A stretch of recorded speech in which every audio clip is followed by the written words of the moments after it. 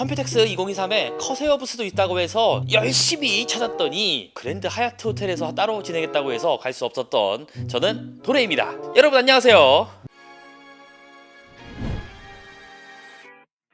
컴퓨텍스 2023 다들 재밌게 보셨나요? 제가 소개한 회사 말고도 일일이 나열하기가 힘들 정도로 굉장히 많은 회사들이 컴퓨텍스에 참여를 했는데요. 그중 화려한 RGB를 자랑하는 커세어 브랜드도 당연히 참여를 해서 신기술을 보여줬었는데요. 그중 하나가 미러 라이팅, IQ 소프트웨어를 활용해서 PC와 액세서리에서 볼 수 있는 RGB 효과뿐만 아니라 내방의 조명 효과까지도 동기화를 하는 기술이고, 두 번째는 미니 ITX 폼팩터인 커세어 IQ 2000D RGB 에어플로우라는 케이스를 활용한 미니 PC인데요. 이 내용은 실제로 커세어 부품들을 조립하면서 여러분들에게 소개를 해볼까 합니다. 바로 이 제품인데요. 우선 부품들부터 간단히 소개를 해야겠죠. CPU는 인텔 코어 i7 13700K를 활용했습니다. i9까지 갈 필요 없이 이 정도 체급만 되어도 사실상 하이엔드 CPU죠. 메인보드는 ASUS ROG 스트릭스 G790i 게이밍 와이파이입니다. 미니 ITX 사이즈의 메인보드가 원래 비싸기도 한데다가 ROG 중에서 상급 칩셋을 달고 나와서 엄청 비싼 편입니다. 그래도 쓰는 사람들은 좋다고 하더라고요. 네. 쿨러는 커세어 IQ H150i 엘리트 카펠릭스 XT인데요. 올해 초에 출시된 제품이죠. 3열이라 발열 억제가 괜찮을 테고 화이트 깔맞춤이라 RGB가 이쁘게 나온다는 장점이 있습니다. 그리고 저장 장치는 커세어 MP600 프로 LPX입니다. 2TB의 용량을 가진 제품이고 제가 구매를 해놓고서 활용하지 않았던 제품인데요. 이번 기회에 활용을 하게 됐습니다.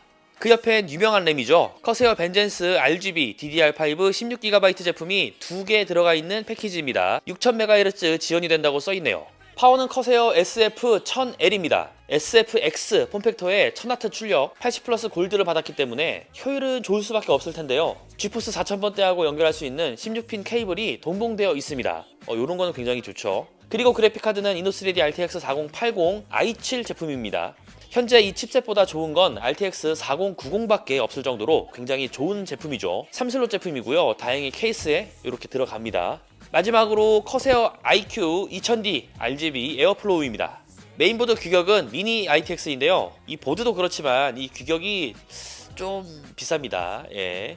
전면에 120mm 팬이 3개가 있고 협소한 듯 협소하지 않은 내부입니다. 딱 보면 알겠지만 이게 엄청 작은 사이즈는 아니고 여기에 RTX 4080 3슬롯 제품이 들어갈 수 있으니 어느 정도 사이즈를 짐작할 수 있을 거라고 생각을 해요. 조립은 꽤나 복잡했습니다. 일단 메인보드 CPU 장착하고 램과 저장 장치를 장착하는 것도 잊지 말아야겠죠. SSD에도 방열판이 붙어 있어서 SSD 방열판을 떼고 사용했습니다. 그리고 수랭 쿨러를 설치해주면 됩니다. 케이스에 파워 서플라이 설치하고 조립된 메인보드와 수랭 쿨러를 자리에 잘 위치시켜 줍니다. 측면 지지대에 라디에이터가 올 수 있게끔 설치를 하고요. 이 상태로 마무리를 해주고 그래픽카드를 넣으면 일단 조립은 성공입니다. 자세히 보면 측면이 모두 흡기 시스템이고 배기는 상단 그리고 사이사이 틈으로 이루어지게 조립을 했는데도 나중에 테스트 값을 보면 발열 걱정은 안 해도 되고요. 최초 조립할 때는 팬을 안쪽에 설치해서 3면을 흡기, 정면을 기준으로 우측면을 배기로 활용했는데요. 이렇게 해도 전혀 무리는 없겠더라고요.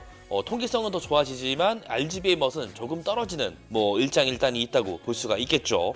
이건 해외에서도 본인의 취향에 따라 설치하는 게 다 다르기 때문에 역시 보시는 분들도 본인의 취향에 따라 설치하시면 될 것 같습니다. 전원 켜보니까 인식 잘 되더라고요. 그렇게 윈도우 11 홈까지 쭉 설치를 해줬고요.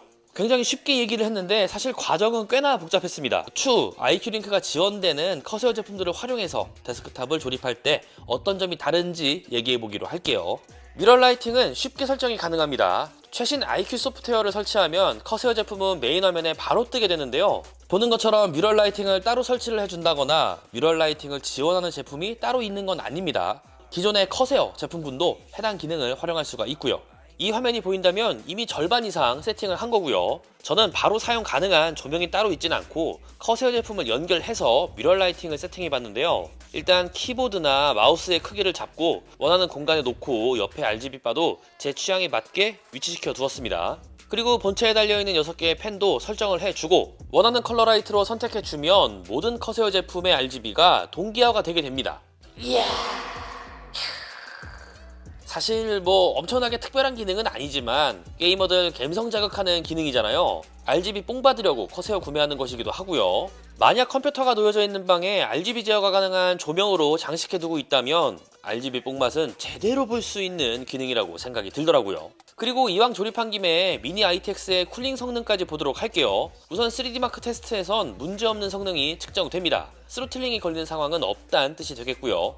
2560바이 1600 해상도에서 풀업으로 플레이를 하면서 그래픽카드는 70도 초반, 프로세서는 50도 중반 정도 보여주는데요. 확실히 내부 공간이 미니 ITX 치고는 커서 그런가 온도를 잘 잡아주더라고요. 이 온도를 측정했을 때 내면 전부를 RGB를 강조하는 흡기 시스템으로 설정해 둔 거거든요. 저는 꽤나 만족스러웠고요. 사펑의 경우도 그래픽카드는 최대 72도까지 보여주고 프로세서는 70도 초반까지 널뛰는 모습을 볼 수가 있는데요. 다른 게임들보다 온도가 높긴 한데 사펑 자체가 워낙 고사양이다 보니 이 정도 온도면 나쁘다고 보기는 조금 힘들고요. 디아블로4의 경우는 그래픽카드와 CPU가 널널하죠. QHD 환경에서는 오버스펙이지만 낮은 온도로 활용하고 싶으신 분들에겐 전혀 문제가 없을 듯 보여지고요. 오버워치2는 그래픽 로드율을 다 쓰고 있습니다. 그래서 70도 초반선에서 머물러 있고 CPU 온도가 상당히 괜찮네요. 물론 프레임도 QHD 최상 옵션인 것을 감안하면 상당히 잘 나온다고 볼 수 있겠습니다. 이렇게 뮤럴 라이팅 그리고 커세어 IQ 2000D RGB 에어플로우에 대해 알아보았는데요. 앞에서 얘기한 내용처럼 IQ 링크가 적용된 시스템은 조만간 제가 보여드릴 예정이고요. IQ 링크를 통해 얼마나 조립 방법이 간편해졌는지 이 부분을 얘기를 하면 좋겠죠. 그리고 뮤럴 라이팅은 완전히 새로운 RGB 제어 시스템은 아닙니다. 기존의 RGB 제어 동기화를 더욱 발전시킨 시스템이라고 보시면 좋을 것 같고요. 다만 필립스 휴나 나노리프 같은 동기화가 가능한 조명을 활용하고 있다면 이것들을 IQ 소프트웨어에서 전부 제어가 가능하기 때문에 더욱 편리해진 시스템이라고 볼 수가 있고요.